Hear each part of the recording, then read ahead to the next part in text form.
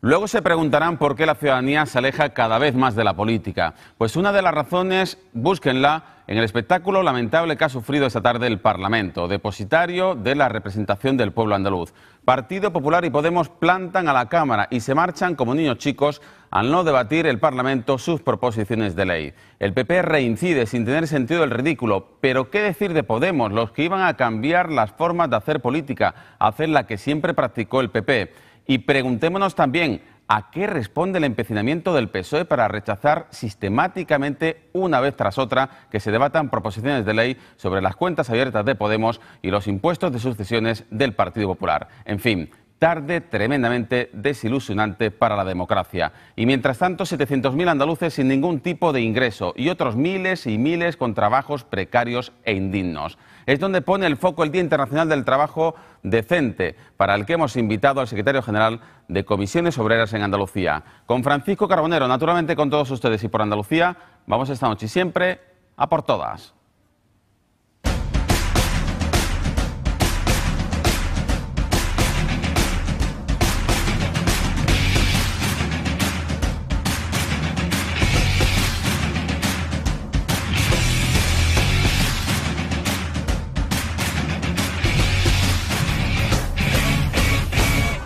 Buenas noches, andaluces. Partido Popular y Podemos se han marchado en un ejemplo de gamberrismo institucional del Pleno del Parlamento en protesta porque no se debatan sus proposiciones de ley. Desde que hemos comenzado esta legislatura, por órdenes directas de la doña Susana Díaz, el Parlamento de Andalucía se ha convertido en un cuello de botella para las iniciativas de la oposición. Nos asfixian, no nos dejan que presentemos las iniciativas que legítimamente debemos de representar, porque para eso somos un grupo parlamentario legítimo, salido de las urnas y con la capacidad de presentar las iniciativas que nos dé la gana. Por eso nos vemos obligados a hacer un plante que hemos hecho hoy, en coincidencia con otros grupos parlamentarios que también defienden otras iniciativas. De gobierno autoritario. Nosotros entendemos que el Partido Socialista tiene que entender que ya no es una mayoría absoluta y aplastante que puede pasar el rodillo, sino que tiene la obligación de escuchar a la oposición, de plantear el debate en el seno del Parlamento y de pasar a votar las leyes que tenga que asumir a lo mejor el gobierno quedándose en minoría o que tenga que posicionarse sobre ellas. Para el PSOE estamos ante una demostración de la pinza de ambas formaciones que no aceptan las reglas de juego y el resultado electoral. Yo creo que esta tarde PP y Podemos han salido del armario, han decidido contarle con toda la claridad del mundo a la sociedad andaluza y a la opinión pública andaluza que son una coalición en este Parlamento, que tienen estrategias compartidas. Partido Popular ha conseguido arrastrar a Podemos a la estrategia del daño en este Parlamento y Podemos ha conseguido arrastrar al Partido Popular a la estrategia del conflicto, de la bronca, del ruido, que entiende y defiende que es la manera de estar en las instituciones. Cerrado casi el acuerdo con Ciudadanos, la presidenta de la Junta insiste al resto de partidos que se sumen a un gran acuerdo presupuestario que dé estabilidad a Andalucía. Bueno, me consta que ahí el diálogo está abierto y fluido entre la consejera de Hacienda y el portavoz, el Grupo Parlamentario Socialista, el Grupo Ciudadanos, y yo espero que se pueda alcanzar un acuerdo. No solo con Ciudadanos. Lo responsable en estos momentos sería que las demás fuerzas políticas abandonaran el tacticismo de una vez ya por todas y también se llegara a un acuerdo con ellos de cara al presupuesto de este año. Palabras de Susana Díaz antes de un desayuno informativo en el que ha presentado al alcalde de Sevilla, Juan Espadas, en Madrid. Cuentas consensuadas a la que los populares dicen estar dispuestos siempre que puedan influir. La disposición del Partido Popular Andaluz y de Juanma Moreno es plena para la elaboración de estos presupuestos. Y adelantamos que, quieran o no quieran, vamos a tener un papel activo en la tramitación de los presupuestos. Igualmente complicado se antoja que se sumen Podemos e Izquierda Unida, que cuestionan la bajada de impuestos, al igual que los sindicatos UGT y comisiones obreras que alertan sobre el impacto que puede tener en la prestación de los servicios públicos básicos. Sepan que se ha inaugurado el último tramo de la A7, la autovía del Mediterráneo que conecta a Málaga con Almería por la costa tropical granadina. una importantísima infraestructura cuya apertura ha presidido Mariano Rajoy, el presidente del Gobierno, quien ha girado su tercera visita consecutiva a Andalucía en 3 semanas para cortar cintas. Ayer el Fondo Monetario Internacional daba sus pronósticos, en fin, no demasiado agradables para la economía mundial, pero España estaba ahí. Va a ser el país que más crezca en este año 2015 dentro de la Unión Europea y en el año 2016, de los importantes, y eso pues nos debe estimular a todos para seguir trabajando, y la clave, insisto, para generar riqueza es que haya empresas que puedan hacer su labor con la mayor competitividad posible. Eso es empleo y riqueza para los países. Pues Mariano Rajoy, no hablando precisamente de la infraestructura que ha inaugurado, sino de la economía en España. En clave política, una cosa más, porque Izquierda Unida acusa a Podemos de impedir una posible candidatura conjunta de la izquierda a las próximas generales. La hoja de ruta de Podemos ha sido clara. Ellos pretendían entrar en un mercado de fichajes y nosotros lo que queríamos es hablar de programa para cambiar y poner en solfa a este país y construir un nuevo país más decente y con un modelo económico más justo y de blindaje a la gente que lo está pasando mal con la crisis. La formación violeta explica que ellos nunca quisieron sopa de siglas.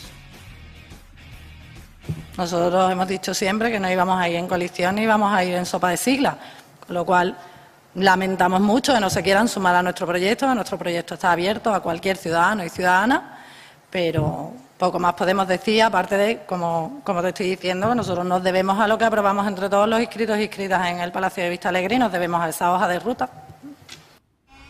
Y lo dicho, Día Internacional por el Trabajo Decente, en el que los sindicatos, UGT y comisiones obreras han reclamado más políticas para crear empleo y, mientras tanto, un salario social para los 700.000 andaluces que no tienen ningún tipo de ingreso. En reivindicación del trabajo digno y del trabajo decente, y en contra de las políticas neoliberales que está en el momento de mayor generación de riqueza del planeta, se están generando también las mayores desigualdades entre sus habitantes, y por tanto lo que exigimos es un cambio de las políticas globales para que ese reparto de la riqueza sea más equitativo y para sacar a millones de personas de la pobreza, de la indigencia y de una situación tremenda de precariedad.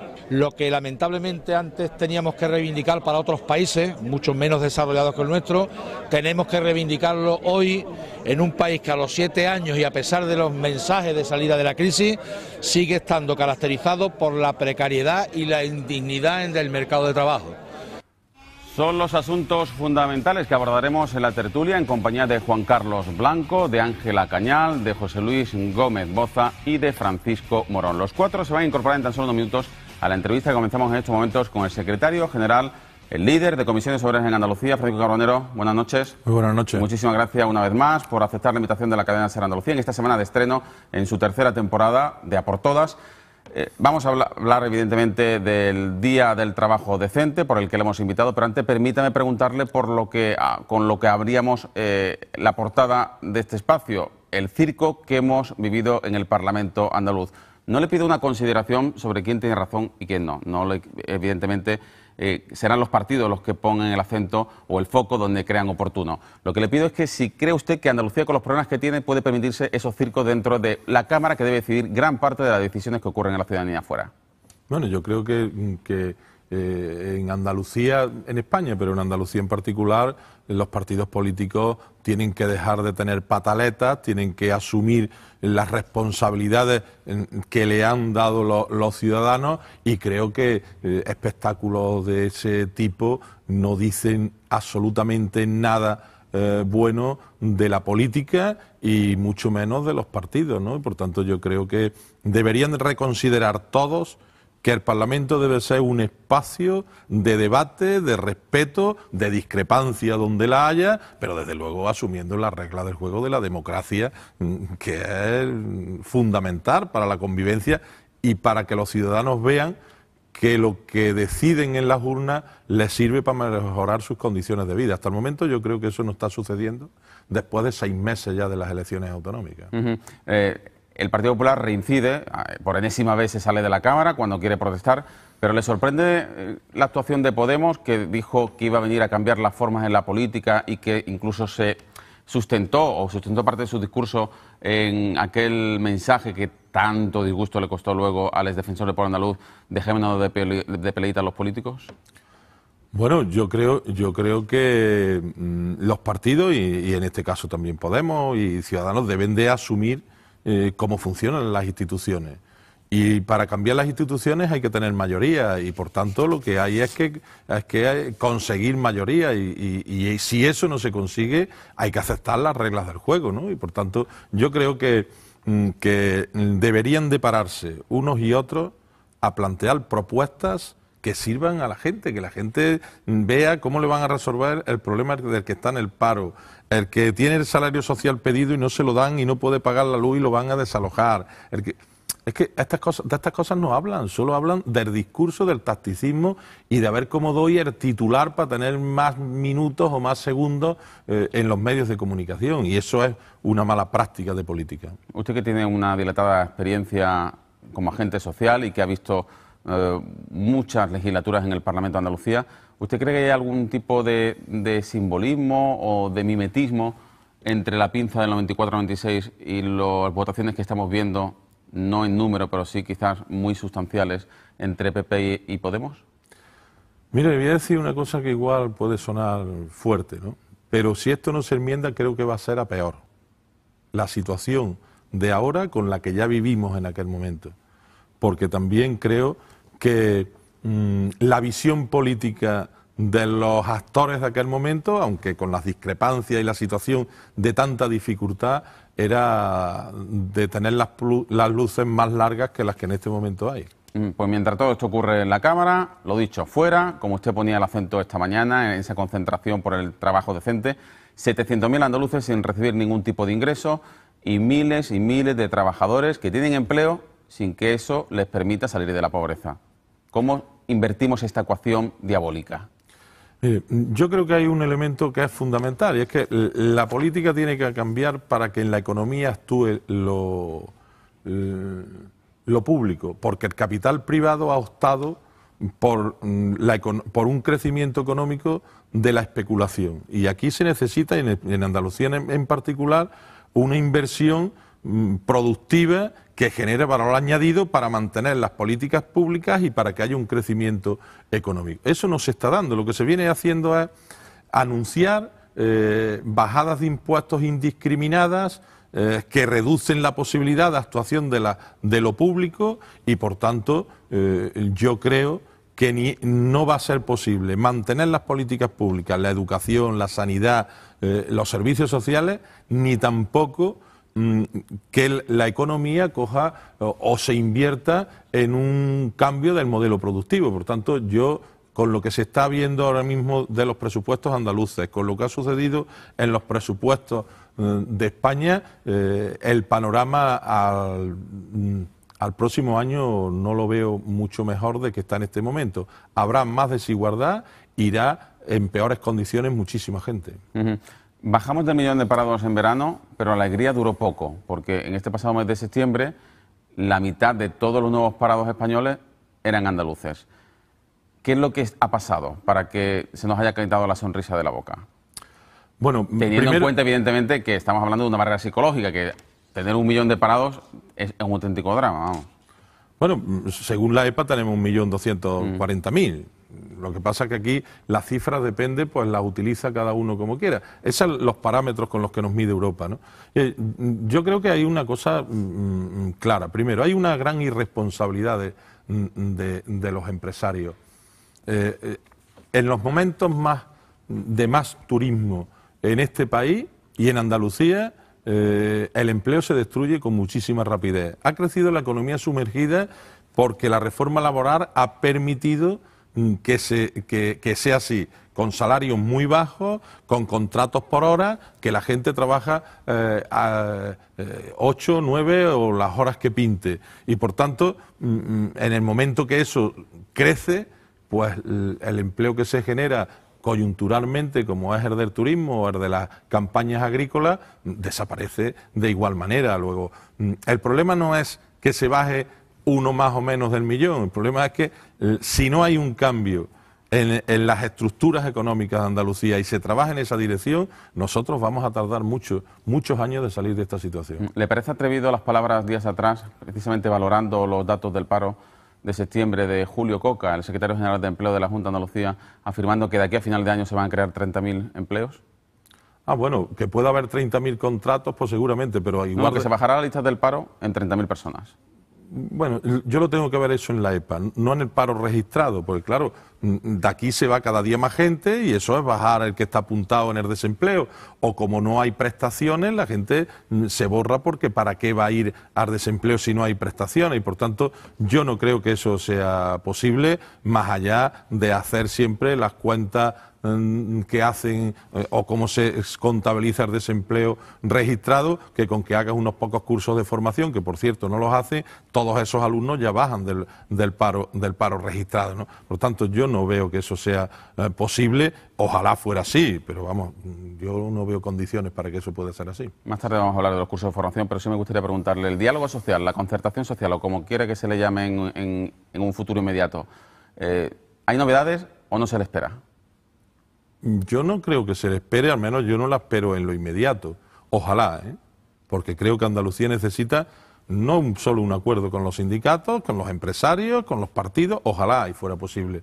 Pero yo no la veo. Nos convocó un día la presidenta, tuvo una reunión, nos dijo que íbamos a abrir espacios de negociación y hasta hoy, ya hace de eso algunos meses, ¿no? Usted elogió el nuevo gobierno de Susana Díaz. ¿Ha notado otro dinamismo en la Junta? Hasta el momento no. Yo veo que hay un gran parálisis del gobierno y una parálisis de la administración y por tanto creo que es importante, muy importante sería que el gobierno tuviera un mayor dinamismo en cosas concretas, tangibles que los ciudadanos puedan ver, que no solo sean anuncios. Porque anunciar podemos estar anunciando todos los días muchas cosas. Dígame algunas de esas medidas que usted cree que tienen que articularse de manera inmediata. Pues yo creo que lo primero que tenía que hacer, cosas concretas, dar visto bueno o no a los miles de solicitudes de salario social que tienen petición y que están ahí paralizadas y que a la fecha de hace pocos días no llegaba al gasto del 50% en la época del año en el que estamos. Ya eso beneficiaría a un número importantísimo de la gente que más lo necesita. Eliminación de 20 empresas públicas que sean innecesarias. Es otra de las peticiones que ha reclamado Ciudadanos, además de la bajada de impuestos que usted ha criticado en este mismo plato. ¿Por qué se echa usted la mano a la cabeza cuando escucha afirmaciones de este tipo? Bueno, yo creo que Ciudadanos es un poco una derecha mutante, ¿no? La economía y el capital, cuando ve que sus defensores en política tienen problemas, sucedió ya con UCD, transformaron el Alianza Popular en el PP, de corte liberal, y por tanto está muy bien sus discursos, pero detrás de esos discursos hay acciones, y hasta el momento las dos cosas en las que se han situado como defensores, que es la de la bajada de impuestos indiscriminada y cerrar 20 empresas, yo ya he dicho públicamente, y se lo repito hoy desde aquí, que Ciudadanos diga cuáles son las empresas que hay que cerrar. Y que los ciudadanos vean qué servicios van a dejar de recibir. Y que los trabajadores de esas empresas sepan que van a ir a la calle. Entonces esto no vale solo anunciar propaganda, es que eso tiene un efecto en muchísima gente que trabajará ahí y otros que reciben los servicios. Yo creo que es bastante frívolo decir y anunciar esas cosas si no se dice con toda la verdad, ¿no? ¿Le gusta que haya una reducción de los consejeros del Consejo de Administración de la RTVA y del Consejo de Audiovisual de Andalucía? Bueno, yo creo que es positivo, porque un Consejo de Administración que no tiene prácticamente ninguna función, que tiene dedicación plena, pues ni en tan siquiera en la mayoría de las empresas eso se da. A mí me parece eso lógico. El Parlamento aprobó días atrás una comisión de investigación sobre los cursos de formación. ¿Acudirá a comisiones obreras si le citan? Bueno, primero nos tendrán que citar. Nosotros acudiremos, nosotros no tenemos problema en explicar cuánto hemos hecho, porque hasta el momento, más allá de las noticias en los medios de comunicación, a nosotros nadie nos ha dicho que hayamos hecho algo irregular en la formación. Ni se nos han pedido reintegros, ni se los han pedido absolutamente nada. Por tanto, nosotros no tenemos ningún problema en ir. Ahora bien, creo que deberían de pasar todo el mundo que ha hecho formación. Alcaldes, presidentes de diputación, o sea, de todos los partidos, y que han hecho cada una de esas administraciones y de esas instituciones, de fundaciones que tienen partidos. O sea, a ver si aquí lo de la formación, que además no entiendo cómo en pre-campaña electoral y en campaña electoral se puede hacer una comisión de investigación, porque se va a convertir en otro circo más o menos como el que hemos visto hoy en el Parlamento, y un descrédito más de la política para volver a no sacar nada, ¿no? ¿Cuánto daño le está haciendo la corrupción a Andalucía? No solo a la imagen de Andalucía, sino al funcionamiento diario de la propia administración, al temor que puedan tener los funcionarios a mover un papel. Bueno, yo creo que muchísimo.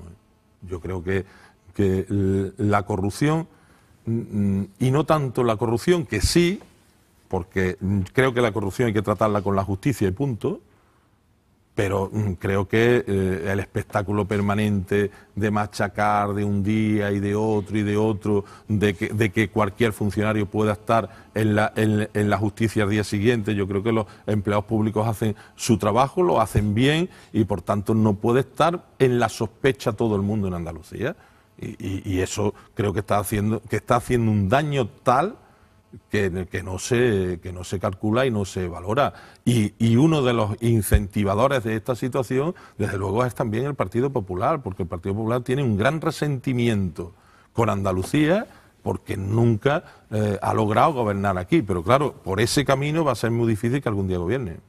Señor Carbonero, me gustaría escuchar una reflexión suya sobre el debate territorial en España. ¿Qué papel, a su juicio, debe jugar Andalucía en un ambiente muy crispado, un ambiente muy convulso por las ansias soberanistas catalanas? Bueno, yo creo que Andalucía se tiene que situar en cómo nos situamos en el 28 de febrero, ¿no? Que es, primero, buscando el equilibrio y buscando la cohesión en los territorios y especialmente entre las personas. Y creo que Andalucía, en aquel momento, jugamos un papel fundamental de liderazgo a nivel de este país, que posibilitó una descentralización de las comunidades autónomas, un avance que ha supuesto esto tremendo para los ciudadanos, y que incluso nosotros no acabamos de creernos de qué valor tuvo aquello en aquellos momentos. Creo que Andalucía, sin ser nada nacionalista, tenemos que jugar ese papel de vanguardia, que diríamos en el sindicalismo, para liderar una posición de igualdad, de respeto a las identidades de cada uno, pero desde luego es muy importante que los ciudadanos, vivan donde vivan, tengan las mismas posibilidades y tengan la misma igualdad de oportunidades. Por tanto, ¿no se imagina una España de las autonomías asimétrica, aunque de esas asimetrías se pueda beneficiar Andalucía? Yo creo que no sería bueno para este país muchas asimetrías. Creo que Cataluña va a provocar una asimetría, pero creo que Andalucía tiene que volver a jugar ese papel. Hoy hay igualdad en todas las autonomías en transferencias, porque Andalucía en aquel momento jugó un papel, y por tanto jugamos el papel de que las personas fueran igual independientemente de donde vivieran. Y eso tiene que volverse a jugar. A mí no me gustaría que hubiera un país de asimetría. Y ya por último, antes de una publicidad, me gustaría que me dijera cuál es el estado de salud, si goza de buena salud, la unidad de acción sindical en Andalucía, entre comisiones obreras y UGT. Bueno, goza de buena salud aquí en España. Indudablemente es un momento de mucha dificultad para los trabajadores y, por tanto, para visualizar también acciones conjuntas, y la última situación en la que hemos estado juntos ha sido en las convocatorias que hemos hecho en todas las provincias, aunque Carmen Castilla y yo no hayamos coincidido hoy en Sevilla por razones de agenda de ella y mías, que teníamos otras cosas cada uno en otro sitio, pero desde luego yo soy un defensor a ultranza de la unidad de acción. Creo que el movimiento obrero, los trabajadores y las trabajadoras, el mayor valor que tiene, y es una cuestión estratégica de comisiones obreras, es la unidad de acción y la unidad para defender intereses comunes, ¿no? Y por tanto yo creo que eso tiene futuro y para mucho tiempo, ¿no? ¿Pero cualquier tiempo pasado fue mejor? Distinto. Bueno, dejémoslo ahí. Venga, volvemos en 4 minutos de publicidad con Francisco Carbonero, el secretario general de Comisiones Obreras en Andalucía. Ya se incorporan a esta mesa de análisis, a esta entrevista, Francisco Morón, Juan Carlos Blanco, José Luis Gómez y Ángela Cañal. Lo dicho, pausa para la publicidad y volvemos.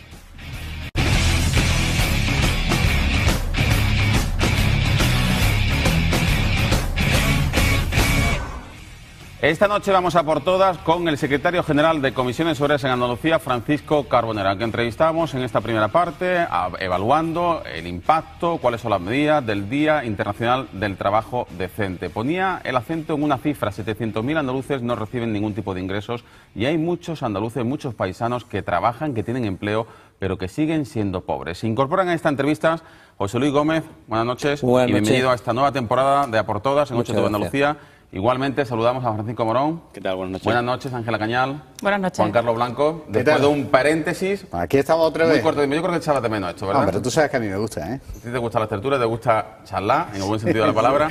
Bueno, todo vuestro Francisco Carbonero. Bueno, de la entrevista que le has hecho, Fernando, a mí se me queda, bueno, casi muy extensa y habéis hablado de todo. Pero yo también quería abordar otro tema que está ahí y que creo que tiene que salir en esta mesa también. Habéis hablado, tú has utilizado la palabra descrédito. Yo quiero que también el señor Carbonero nos diga su opinión sobre la situación de descrédito sindical. Y ojo, estoy hablando de una situación generalizada con todo lo que pueda oler al sistema, que implica partidos políticos, todo tipo de instituciones, incluidos también lo que antes también se denominaba agentes sociales. Hay mucha gente dispuesta incluso a sustituir esos agentes sociales. A mi juicio se dice de una manera muy frívola, pero yo lo que quería saber, ¿hasta qué punto cree usted que está llegando ese descrédito? Y, en segundo lugar, ¿qué hay que hacer para luchar contra ese descrédito? Bueno, el descrédito puede estar en la opinión de la sociedad. O desafección, si quiere. O desafección, más bien. Pero le voy a poner un ejemplo. Al final de año se terminará un gran proceso de concentración de elecciones sindicales en las empresas.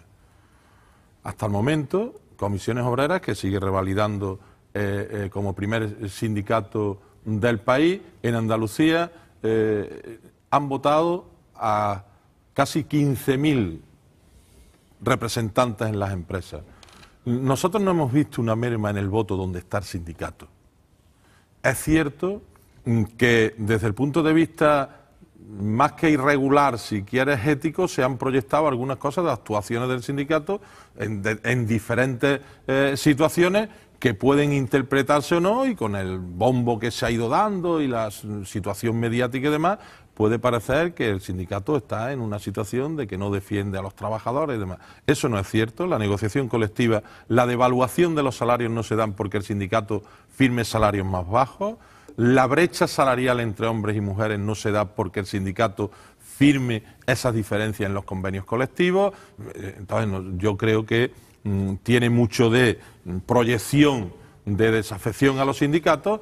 Sin duda, la acción del sindicato es muy difícil en un momento donde la precariedad, donde el miedo de la gente se ve a diario y lógicamente es una situación muy difícil, no más difícil que otras que hemos pasado en otros momentos. Pero ahí, disculpe, y termino de preguntar sobre eso, porque tal vez incluso es que no están viendo la eficacia real de los sindicatos, o es que están entendiendo que los sindicatos ya no son tan útiles a la hora de esa defensa por la enorme complejidad de la situación.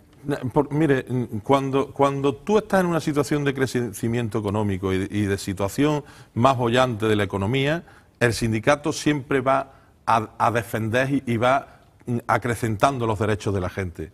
En este momento, lo único que podemos hacer y que estamos haciendo es resistencialismo para que no caiga. O sea, sería igual en muchísimas empresas, en la negociación colectiva, en los convenios, en este momento, con la reforma laboral que hizo el Partido Popular, si no hubiera sindicatos, ¿sería la misma situación? Claro, esto es difícil de explicar y es difícil de entender, sobre todo en la sociedad en general, porque la gente en las empresas sí sabe lo que hacemos los sindicatos.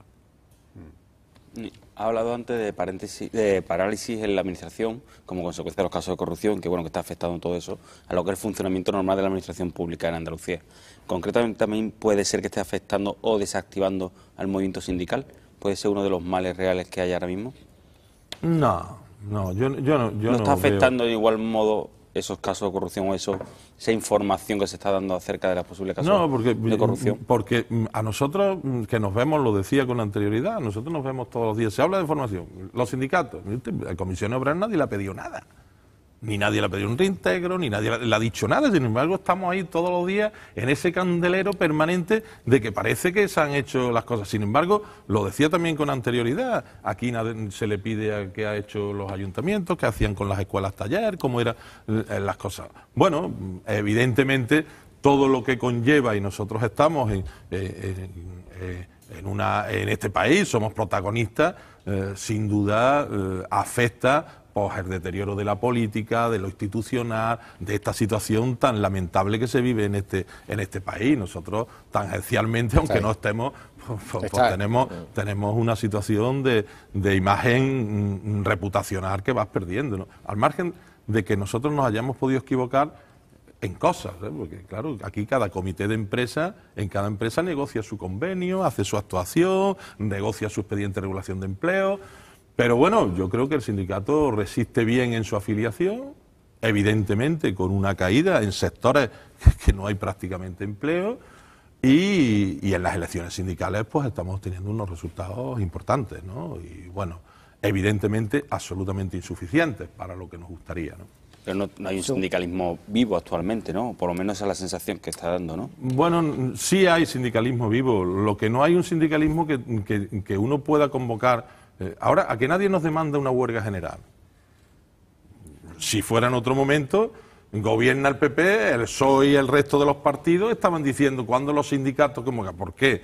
Pues porque es que la situación de la gente es muy difícil y decidir hoy un trabajador ir a la huelga y decirle al empresario que me voy de aquí y que no venga a trabajar, no solo es que pierde el día, es que le estás poniendo en riesgo su empleo, y eso el sindicato también. O sea, cuando nosotros convocamos una movilización de esas características, yo siempre pienso en cómo le afecta a la gente, y la gente tiene que pagar al día siguiente su hipoteca y su luz y su agua. Entonces el sindicato, al menos Comisión Obrera, es un sindicato responsable en esas cuestiones, ¿no? Y evidentemente hay convocatorias que serían deseables que fueran a mejor, pero tampoco hemos hecho últimamente grandes movilizaciones porque la situación, entendemos que aunque hay condiciones objetivas, no somos capaces, y aquí es una debilidad, si queréis, de generar las condiciones subjetivas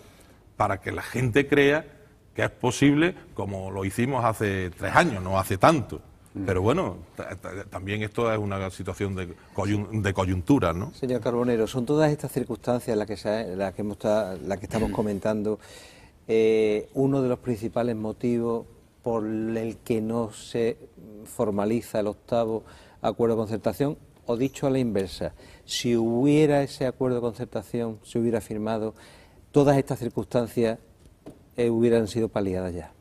No, yo creo que no, que un 8º acuerdo de concertación, como lo hemos venido haciendo, ni es posible ni es aconsejable.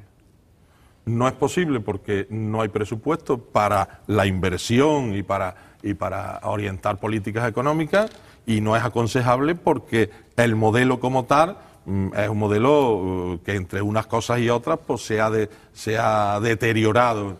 Ahora, ¿es posible hacer acuerdos concretos y puntuales?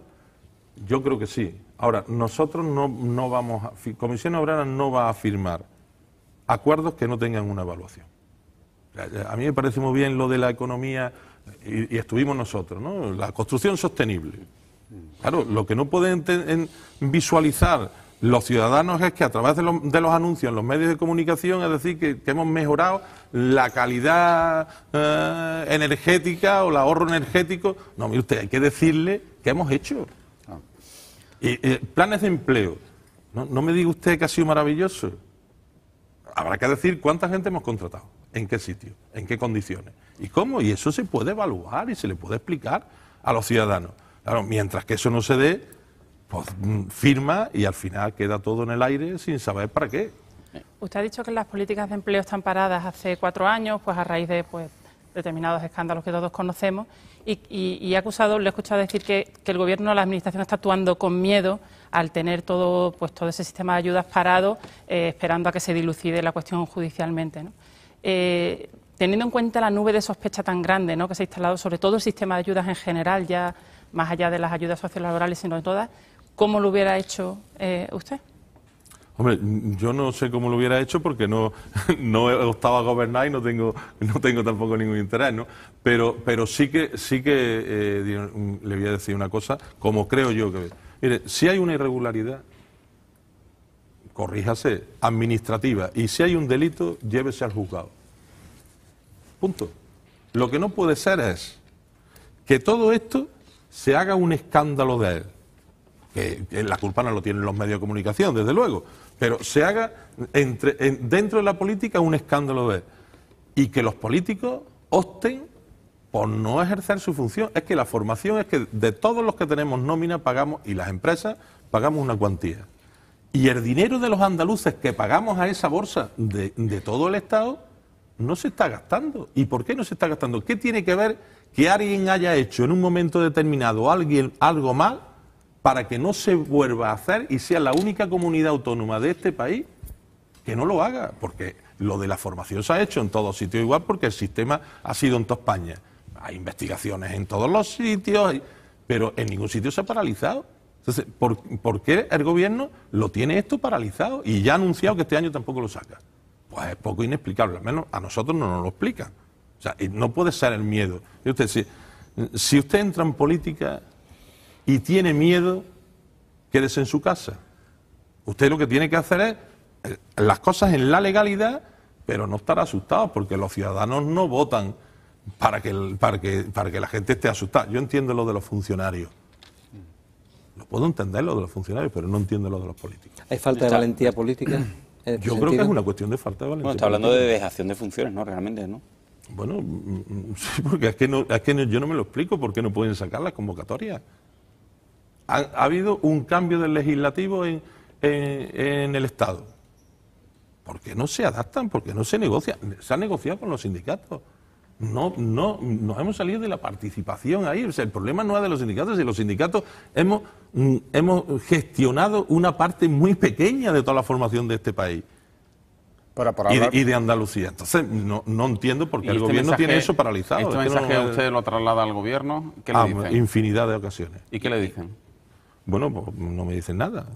No me dice, a mí no, nadie, el consejero del ramo, ni el anterior, ni ahora, ni otros miembros del gobierno me dicen por qué las cosas no las pueden sacar. ¿Eso se puede cuantificar? Es decir, decía antes, esto hay que cuantificar. ¿Y esto pues yo creo que puede estar ya, no sé, serán 300 millones. Pues me imagino que estamos devolviendo a las arcas del Estado en todo este periodo, pues rondará próximamente los 1.000 millones.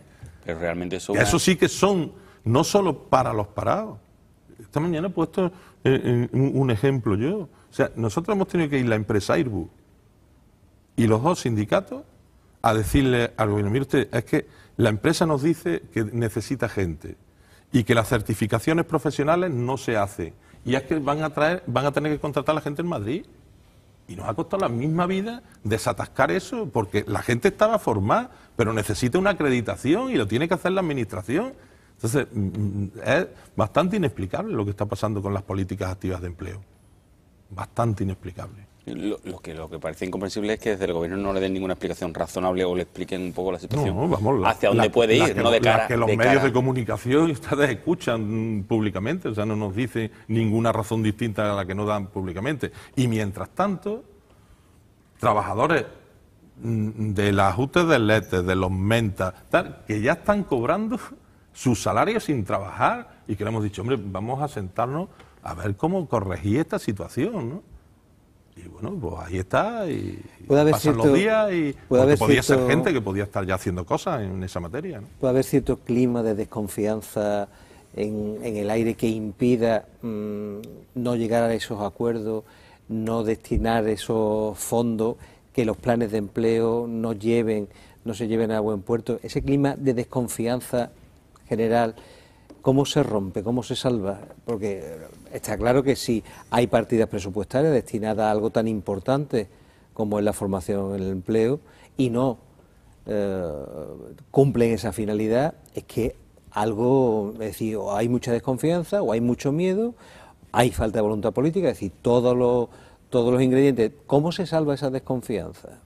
Bueno, si yo tuviera que hacerlo, haría una norma que evitara cualquier posibilidad de que fuera incumplida, y aquellos que lo cumplan. Pero yo creo que hay normas suficientes. El problema es que lo que no puede hacer es que lleguen miles de papeles de justificación, que la Administración durante mucho tiempo no los haya revisado y visualizado en una situación tal, y como el Gobierno tenía que justificar a Europa porque hay fondos europeos y Andalucía, España, pues se exoneraba. Y ahora resulta que aquí es todo el mundo sospechoso. Seguramente hay gente que lo habrá hecho mal, yo no lo voy a discutir, pero lo que no se puede ser en sospecha es la formación, ¿no? O sea, si hay un colegio concertado que hace mal y utiliza mal la subvención, que se cortan todas las subvenciones a los colegios concertados, no podrá ser, habrá que corregir eso, ¿no? Entonces, vale que un año no te haya podido dar tiempo, pero durante tanto tiempo devolver tanto dinero para quien más lo necesita, pues no lo entiendo. Usted dice que hace falta más inversión pública también. Antes en la entrevista lo decía, pero también dice, incluso cuando hablábamos del diálogo social, decía no hay presupuesto para la inversión. Yo lo que quería saber exactamente es, desde el ámbito de lo sindical, ¿cree que hay de verdad margen de maniobra para que haya más políticas públicas, más fondos relativos, no ya solo en materia de empleo, de lo que acabamos de comentar, sino en general de inversión pública para la reactivación de la actividad económica? Si hay margen, si se deja margen desde el Gobierno central, desde la institución europea, y si nosotros como comunidad generamos los suficientes ingresos para que exista ese margen. Porque la sensación que me puede dar es que el margen es infinitamente menor del que la opinión pública cree. Bueno, yo siempre digo que el eje del mal no está en Andalucía. O sea, yo creo que Andalucía no tiene margen para hacer inversión que vaya hacia una economía que genere más valor añadido. O sea, nosotros estamos, nuestras diferencias en España, nosotros estamos en un 11 y algo % del PIB industrial y Euskadi está en un 20 y tanto. Claro, eso es muchos ingresos y mucha capacidad, más allá del cupo vasco, ¿no? Yo creo que con la situación de ajuste permanente, no solo ya de Europa, sino de la amplificación que hace el Partido Popular y el señor Rajoy, a las comunidades autónomas no le deja margen para la inversión. Ya no le deja margen para mantener lo más esencial de las políticas públicas, pero claro, esto es la pescadilla que se mueve de la cola. En este país, si no hay una economía que genere valor añadido, no se podrá mantener los niveles de la educación, de la sanidad, del sistema de pensiones y de todo esto. Luego, nosotros somos defensores, hombre, en lo doméstico de Andalucía tienen sus responsabilidades, pero el eje del mar aquí no está en Andalucía, está en las políticas que emanan de Europa y que amplifica el Partido Popular. ¿Usted cree que está habiendo intentos recentralizadores mediante la asfixia financiera a las comunidades autónomas? Evidentemente. Yo pienso que hay una situación de presión, de buscar por la tangente una presión para que no se desarrollen los estatutos de autonomía. O sea, nosotros aprobamos un estatuto nuevo que nos iba a dar una dimensión, parece, distinta, y aquí está viendo, no hay posibilidad, con los recursos que llegan a Andalucía y con el sistema de financiación, no hay posibilidad de desarrollar el estatuto, ¿no? ¿Y usted cree que la respuesta de la Junta ante esta asfixia financiera está siendo la correcta o está siendo demasiado tibia? Yo creo que está siendo tibia. Yo creo, y lo he dicho también en muchas ocasiones y en alguna ocasión en esta mesa, yo creo que Andalucía de vez en cuando tenía que pegar un puñetazo en la mesa y hacerse notar para que se visualizara que nosotros hemos sido vanguardia durante el 28 de febrero y cómo se ha ido desarrollando la descentralización administrativa. Y en este momento yo veo, no sé si por los tacticismos electorales, porque yo veo que Andalucía no está tirando de esto y no está siendo vanguardia. Si hay asimetrías con Cataluña, si vuelvo otra vez como Galicia, ya hay algunos en el trantrán de buscar también alguna asimetría y demás, Andalucía que sigue sin decir nada, no va a coger, no ya la bandera blanca y verde, sino verde y blanca, sino la bandera de la igualdad. La bandera de la igualdad. Esto yo creo que Andalucía tiene que jugar un papel porque somos población suficiente y además somos una población que hemos sufrido mucho las desigualdades en este país, ¿no? Ha hecho referencia a la inversión pública, la falta de inversión pública que se está produciendo por la asfixia económica que está sufriendo la comunidad autónoma andaluza, pero ¿y el empresario andaluz, ese empresario que también tiene que apostar por nuestra tierra, que tiene que invertir aquí y que tiene que realmente apostar por nuevos negocios, incluso por la industria aquí en Andalucía? Bueno, yo creo que si Andalucía tiene un gran déficit, es de empresarios que estén dispuestos a arriesgar. O sea, yo creo que, y los hay buenos, y hay empresas punteras y con capacidades innovadoras, pero la inmensa mayoría, aquí hay un clima de buscar el regate corto, la especulación, buscar ser rentista, no invertir.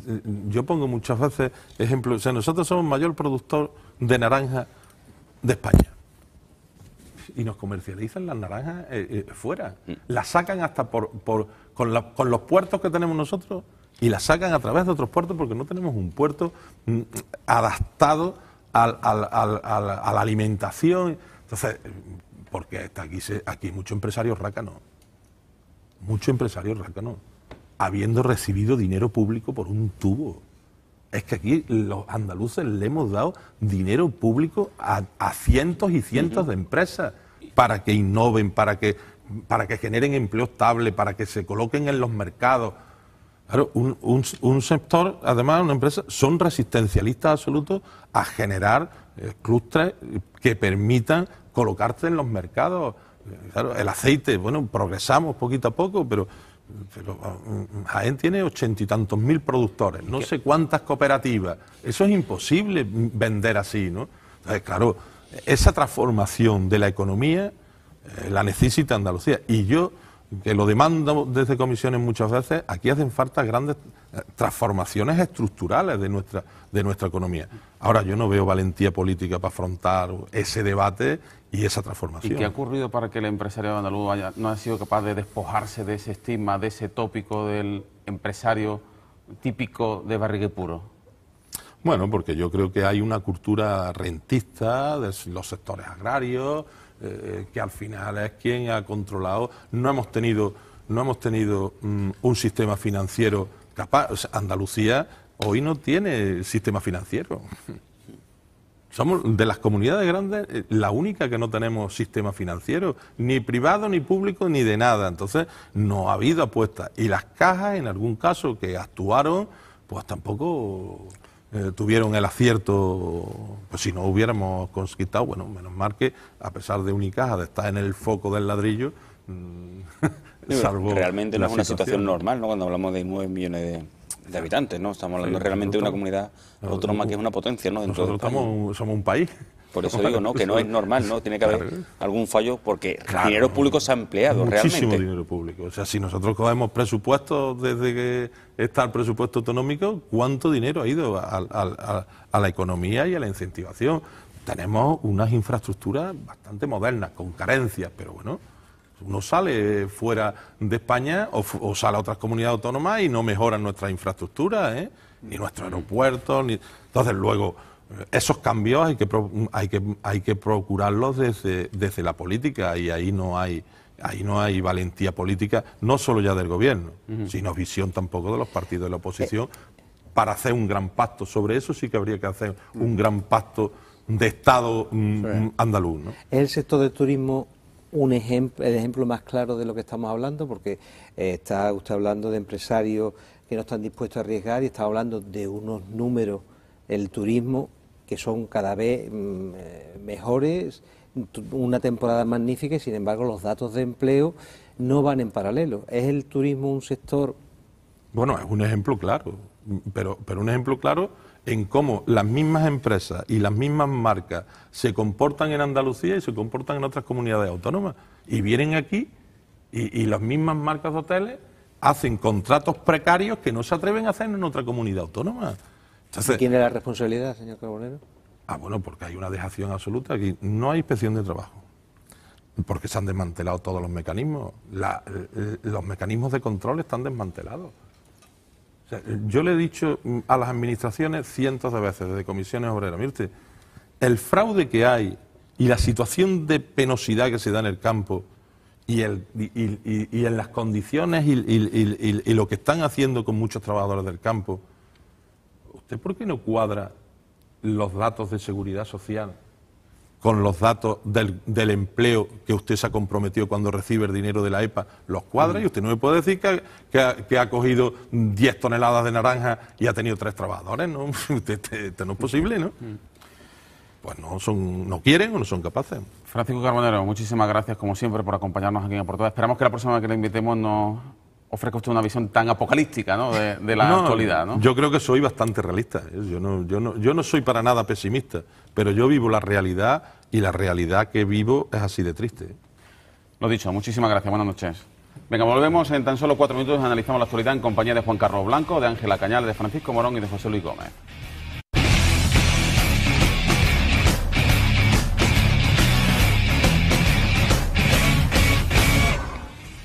Tiempo ahora de tertulia a partir de la medianoche en A Por Todas, aquí en 8TV Andalucía, en compañía de Ángela Cañal, de Francisco Morón, de Juan Carlos Blanco y de José Luis Gómez.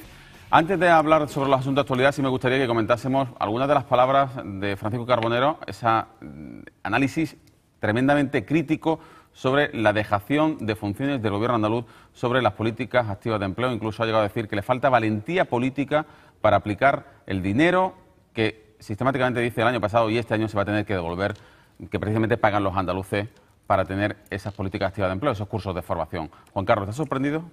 Bueno, no me sorprende por parte de quien es, de una persona que representa en este caso una central sindical que, entre otras razones, ha sido partícipe y activo dentro de todo un sistema que ahora mismo se ha puesto en cuestionamiento y yo creo que eso sí ha podido faltar en un momento dado, que también abundáramos también, que sí que ha obligado una relectura de cómo se gasta el dinero en formación, tanto en esta comunidad autónoma como en otras. Y lo que sí hay en esa relectura, una reflexión sobre cómo cambiar el sistema para hacerlo más efectivo, para controlarlo mejor y para que cumpla con el objetivo para el que se aporta ese dinero. Ese dinero, hay que recordarlo también, que no es un dinero que viene ni de Europa, ni del cielo, ni de Saturno. O sea, es un dinero público, procedente de los impuestos. Evidentemente también hay otros fondos europeos, pero en este caso estamos hablando de impuestos. Y por tanto hay que controlar de una forma estricta en qué se gasta, cómo se gasta y sobre todo que sea eficaz. Y eso sí que creo que todos o muchos podemos estar de acuerdo en que se necesita esa relectura para que los cursos de formación, como cualquier otro tipo de ayudas para el empleo, no se convierta en una industria por sí misma, sino que tenga unos objetivos definidos y que pueda acercarse a conseguir el objetivo ese. Sí, pero esa relectura no significa que se paralice. Lo que sí es cierto que el Gobierno tenía que haber actuado de alguna forma más ágil o haber apostado por un sistema que garantizase el buen uso, pero sigue usándolo.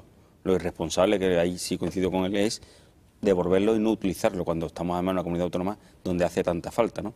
Me ha llamado mucho la atención eso de la entrevista y sobre todo también que ha sido capaz de advertir que el empresariado andaluz no existe. O sea, que realmente no apuesta por su tierra, que ha habido muchos casos de empresarios que han venido, se han llevado su subvención, su ayuda pública, pero no ha hecho ninguna cosa buena por esta tierra, ¿no? Y sobre todo por los trabajadores andaluces, ¿no? Yo de todas formas sí os digo una cosa al respecto, y me parece interesante esa reflexión que ha hecho, y yo creo que los propios empresarios tendrían que hacer autocrítica, pero sí creo que tiene que haber una autocrítica generalizada por parte de toda la sociedad civil andaluza.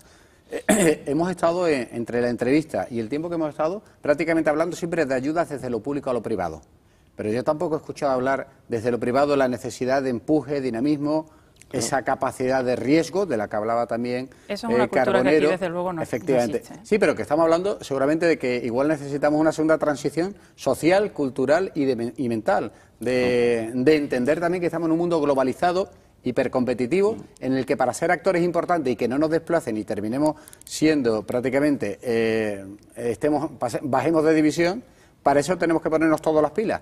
Los empresarios, los sindicatos, que ahora se llaman agentes sociales, como si fueran de otro planeta, pero también todos en general, los ciudadanos. Yo creo que estamos todo el día mirando hacia lo público y reclamando ayudas, pero que todos tenemos una responsabilidad en nuestro ámbito más cercano para salir adelante. Y creo que también hace falta ese cambio cultural y mental para que los ciudadanos nos demos cuenta de que la responsabilidad empieza por nosotros mismos. Pasa que sí es cierto lo que plantea Juan Carlos, pero acabar con ese tutelaje que ha habido por parte de la Administración con organizaciones sindicales, con organizaciones empresariales, con todo el tejido social en Andalucía y fuera de Andalucía. Claro. No es una cuestión exclusivamente de nuestra comunidad autónoma.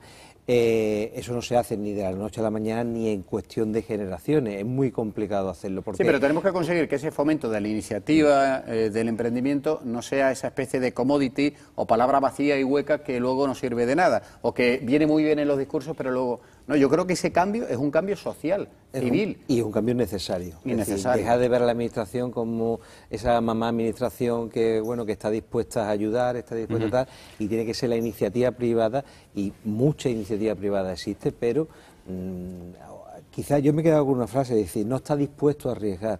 Yo creo que ahí ha dado la clave, es decir, ¿quién arriesga hoy en día en poner en marcha un proyecto, en invertir en un proyecto con los movimientos políticos, económicos, financieros que existe? También es algo complicado. Es un cambio de estructura, un cambio de modelo y que lamentablemente bueno no se hace. Pero que todos tenemos que superar determinados prejuicios. Decía Ángela Cañán antes que no había cultura en Andalucía sobre eso. ¿Qué se puede hacer para cambiar o invertir esa situación? Hombre, lo principal creo que es lo obvio es la educación desde la base de los niños en los institutos y en las universidades. La falta de cultura de riesgo se da en los empresarios y se da en nuestros universitarios, que si le pregunta pues, qué quiere ser, pues quiere ser funcionario, porque es lo que, y más en una situación de crisis todavía más. No hay padre en Andalucía que no quiera que su hijo coja un trabajito que ya sea fijo y ya no tenga que preocuparse de que si tenga una nómina garantizada, ¿no? Claro. Sí, pero eso es la típica frase que siempre se dice, ¿no? En Norteamérica, si no has fracasado es que no eres nadie, porque tienes que fracasar antes de tener éxito. Aquí no existe esa cultura del fracaso. El fracaso te condena, te penaliza, te hunde, te señala. Sí, es decir, es que aquí también, incluso cuando hablamos de los empresarios, yo quiero lanzar en ese caso ese debate, es decir, que no estamos hablando de empresarios en este caso, estamos hablando de gente que arriesga, que proyecta, porque a veces estamos utilizando connotaciones peyorativas, como si fuera gente que ha salido de un cuento de Charles Dickens que se dedica a amasar dinero y a quedárselo y a ser muy rácano para... No, hay de todo, naturalmente.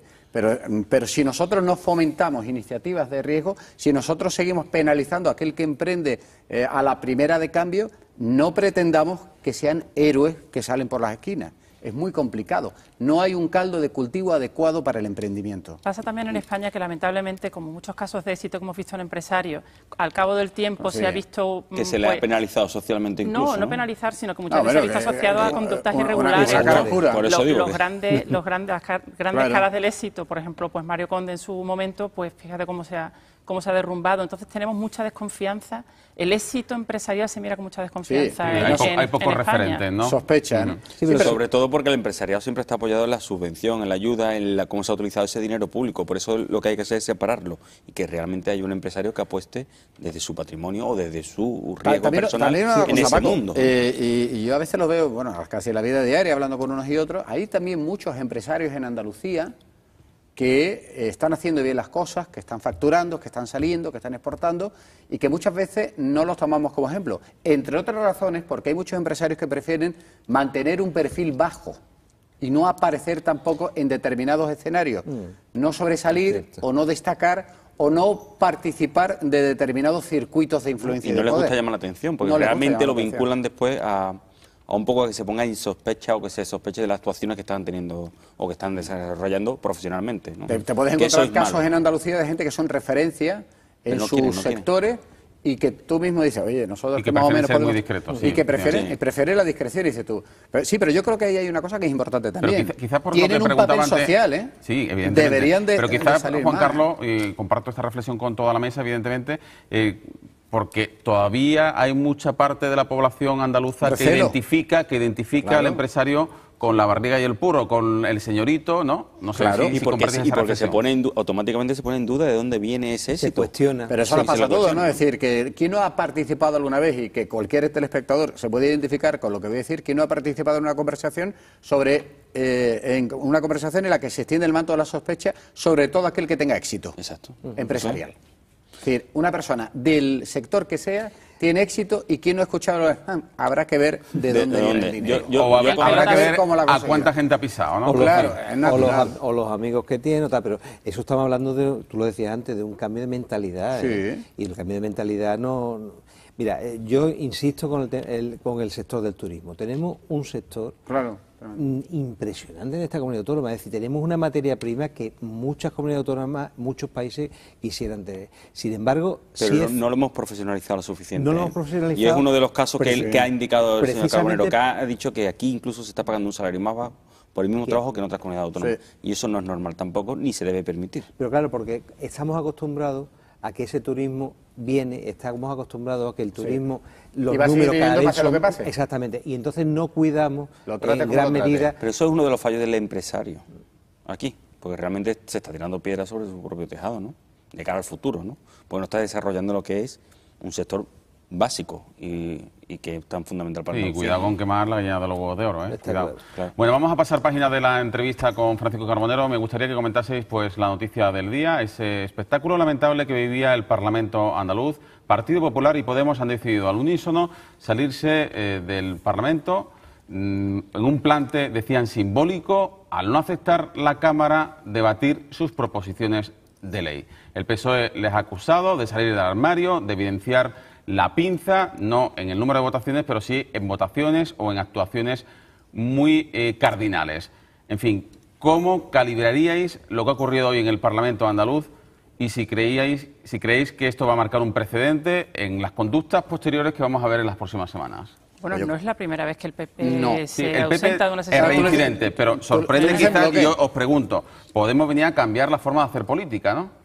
De todas maneras, un par de reflexiones. La primera, Izquierda Unida no lo ha hecho, lo han hecho Podemos y el Partido Popular.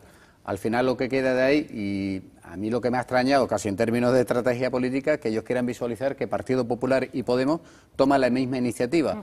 En una semana, por cierto, en la que también podríamos ponerlo en contexto, en la que hay un principio de acuerdo para la bajada de impuestos, pero sí se están poniendo las bases para un posible acuerdo que pueda alcanzar con Ciudadanos a un escenario mayor, que es el de los presupuestos.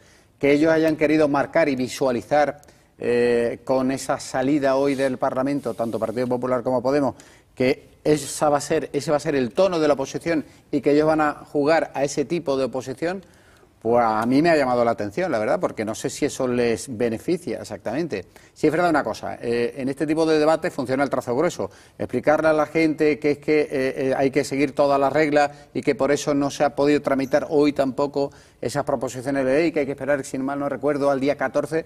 Bueno, yo creo que nos podríamos haber ahorrado este debate. Y que el Partido Socialista, en el caso, y el presidente del Parlamento se lo podría haber ahorrado. Podría haber habido más cintura. Dicho eso, lo de hoy creo que han teatralizado por encima de sus posibilidades y que le ha salido mal. Es decir, esto parece un happening. Y yo creo que este tipo de teatralizaciones ya no son ni eficaces. Sinceramente, que el Partido Popular vaya de la mano de Podemos, no sé si beneficia a Podemos o beneficia al Partido Popular, pero me lo tendrían que explicar. Bueno, es igual que si vemos que la forma de hacer política tampoco ha cambiado con la entrada de Ciudadanos, ¿no? Ni el apoyo de Ciudadanos en el Parlamento al Partido Socialista, porque también es verdad que la Cámara se está bloqueando en algunos aspectos. O sea, no es normal que el presidente del Parlamento haya aceptado este numerito, pero no este numerito de hoy, sino el numerito de los días anteriores. Lo que ha derivado en esto, que también está mal, pero también está mal gestionado lo anterior. Y Ciudadanos ha sido partícipe. También es un nuevo partido que tenía que haber dicho una apuesta por una política diferente. Sin embargo, está entrando en las mismas formas de actuar que hasta ahora hemos visto. O sea, estamos poniendo en cuestión solamente a Podemos, pero ¿y Ciudadanos? El empecinamiento del PSOE de que no se debatan dos proposiciones de ley sobre cuentas abiertas y sobre el impuesto de sucesiones, ¿no? Evidentemente hay unas reglas de juego democrático, un reglamento en el Parlamento que hay que cumplir. Pero, por ejemplo, hoy, pregunto, ¿no se podía haber votado al unísono y haber permitido? Claro que... Yo creo que al presidente del Parlamento... Lo de ahí se podría haber ahorrado. Yo creo también que se están poniendo en bloque las dos iniciativas y se están agrupando la del PP y el Podemos, y la verdad es que son bastante distintas, porque... No tiene nada que ver. Pues la de Podemos tiene que ver con una acción más o menos política, que sí tendrá una repercusión presupuestaria, pues como todo, ¿no? Lo que se hace en la Administración, y la del PP sí tiene claramente, sí está poniendo claramente unas reglas a un futuro presupuesto, que no olvidemos que ahora, pues imaginemos que esta ley se debate y por la razón que sea, por las alianzas, se acuerda Pero es que dentro de 15 días se puede aprobar otra que diga lo contrario. Pero sobre el debate sí hay que negociar eso. Pero eso es el juego parlamentario y es la situación que tenemos después de unas elecciones, que da un escenario en el Parlamento que da pie a esas situaciones. Una situación en la que el juego político no es solamente ya de acuerdos en la mesa, sino que, que en la Cámara propia te puede sorprender. Pero yo creo que de todas formas, lo que no podemos olvidar jamás es el contexto en el que estamos. Elecciones generales dentro de 2 meses y medio, y en ese escenario preelectoral... Si lo han hecho desde esa perspectiva, yo creo que es torpeza por parte de Podemos y torpeza por parte del Partido Popular. Yo creo que hay una equivocación tú has dicho antes, ¿a quién beneficia? Yo creo que a nadie. Perjudica la imagen del Parlamento, perjudica la imagen de ambos partidos, perjudica la presidencia del Parlamento, que yo creo que le ha faltado cierta cintura. Y sobre todo hay una cosa que me ha sorprendido muchísimo, y Fernando lo decía, Podemos lleva pegado ese golpe en el pecho de que va a llevar al Parlamento la voz del pueblo, la voz de los ciudadanos, los movimientos... Bueno, ellos lo han situado también como una manera de no dejar que haya una libertad de la voz del pueblo en el Parlamento. O sea, cada uno lo refleja y cada uno lo dibuja y lo vende como quiere. O sea, que también... A las primeras de cambio abandonan ese sitio que le ha dado la legitimidad. Pero, José Luis, no te olvides que Podemos fue el partido, creo que fue Teresa Rodríguez, que dijo que los debates parlamentarios aburrían a las ovejas. Claro. Bueno, y también que el PP, Juan Manuel Moreno Bonilla, ¿no? Y que Juan Moreno Bonilla dijo que no le importaba estar en el Parlamento porque para lo que interesaba el Parlamento, bueno, pues son estos dos partidos efectivamente los que ese poco interés que les... De todas formas, incluso...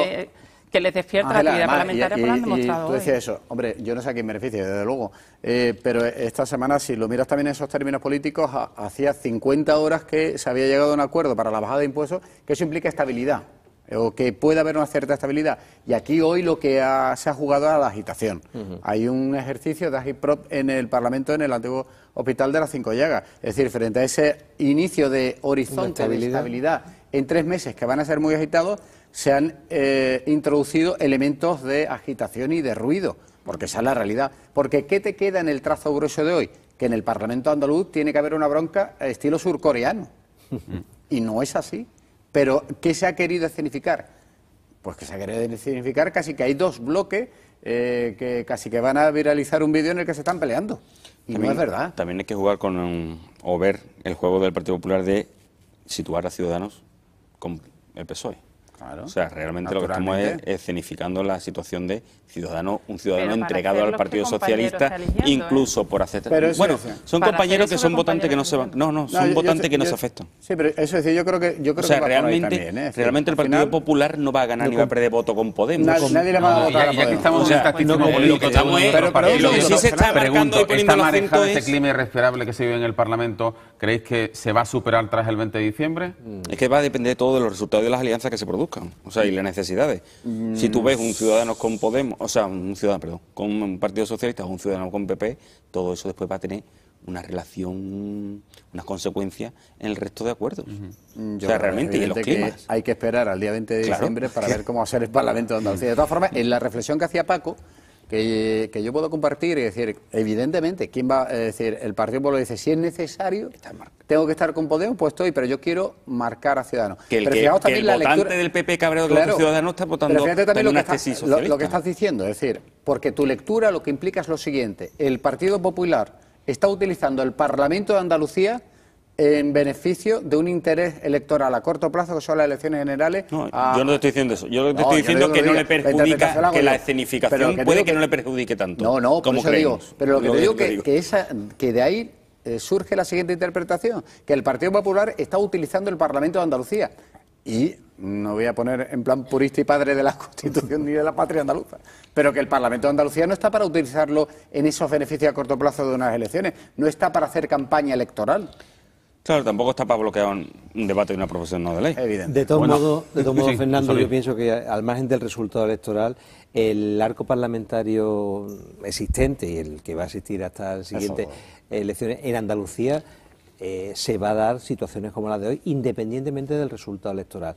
Que puede estar matizado, que puede propiciar mayores acuerdos, mayores puntos de conexión, sin duda, pero que el numerito que hemos visto hoy es repetible a partir de diciembre o a partir de enero, seguro que sí.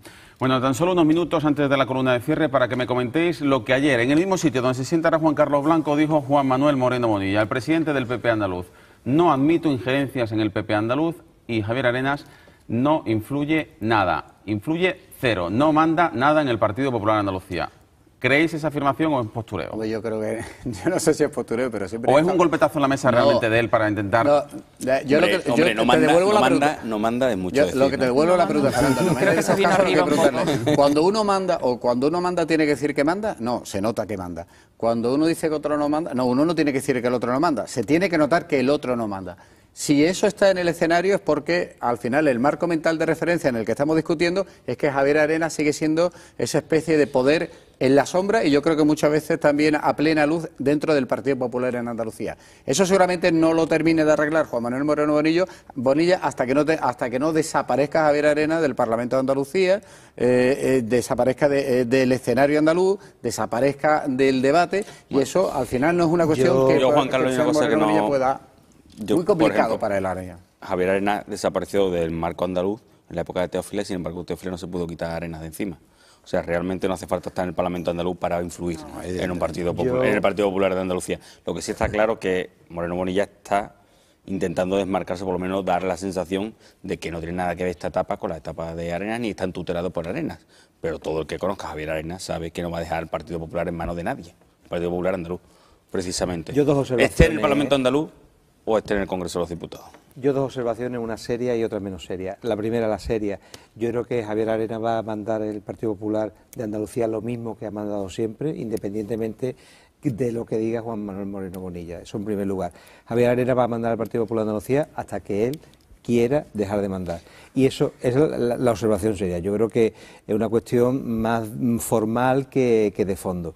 Y la segunda observación menos seria, Javier Arenas no se ha quedado bien en el Parlamento, por lo tanto algo manda Juan Moreno Bonilla. Yo de todas formas no veo... creo que cuando una persona es elegida, como son elegidos los presidentes regionales en el Partido Popular, pues a base de un dedo, claro, la autoridad te la tienes que ganar sobre la marcha. Claro, cuando ha pasado ya todo este tiempo y ya Moreno Bonilla ya lleva un tiempo razonable como presidente, tienes que seguir enfrentándote a preguntas como ¿quién manda aquí? Y seguir respondiendo, pues evidentemente que ha fracasado. Claro. Bueno, de todas formas no es malo, o sea, no, tampoco es necesario reconocer que alguna consulta la harán Javier Arenas, ¿no? Entiendo que Javier Arenas... Exacto, Javier Arenas ha sido un referente del Partido Popular de Andalucía y lo será, y de hecho es el único presidente que ha sido capaz de ganar unas elecciones autonómicas. Manda cero, no le consulto nada, fueron sus palabras textuales, ¿no? Que nos quedamos aquí un poco perplejos. Bueno, la borra de Facebook. Vamos con la columna de cierre que firma desde Sevilla Mercedes de Pablos.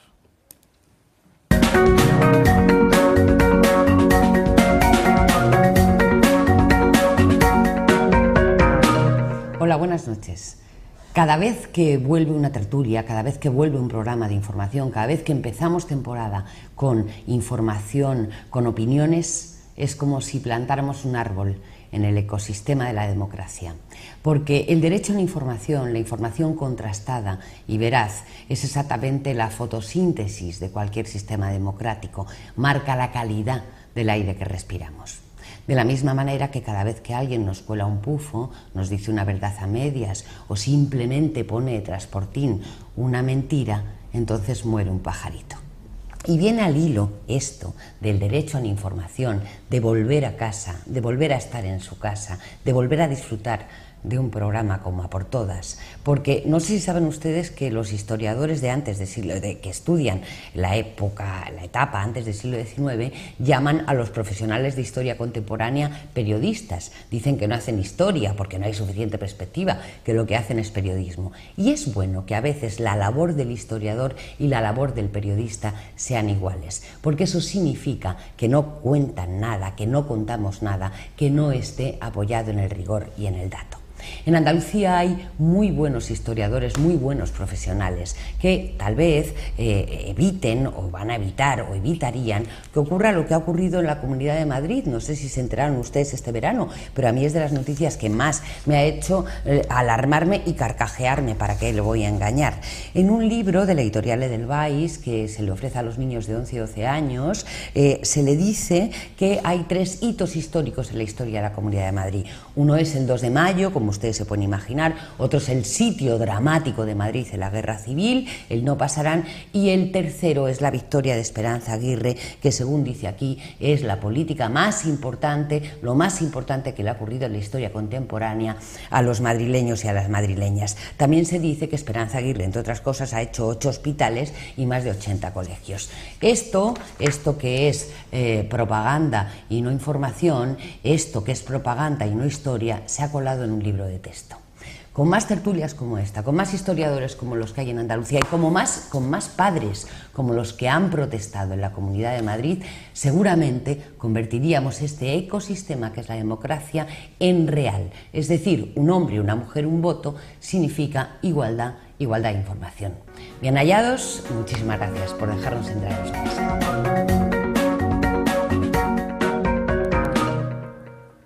Muchas gracias a ti, Mercedes de Pablo. Igualmente agradecimiento a José Luis Gómez, a Juan Carlos Blanco, a Ángela Cañal y a Francisco Morón. Los cuatro, muchísimas gracias por acompañarnos. Mañana tendremos la presencia aquí de la presidenta de la Diputación de Cádiz, la socialista Irene García. Posiblemente la próxima semana tendremos a otros presidentes de diputaciones, no la próxima semana, sino en las próximas semanas, en los próximos meses. Queremos que también haya presencia de las 8 provincias aquí en A por Todas. Lo dicho, mañana con Irene García, la presidenta de la Diputación de Cádiz. Y en la tertulia pues nos acompañarán un gaditano como es Alberto Grimari, director de Europa Sur, además de Lucrecia Evia, Ana Pérez Luna y Antonio Avendaño. La columna la firmará otro gaditano, Juan José Tellez. Y como siempre iremos a por todas.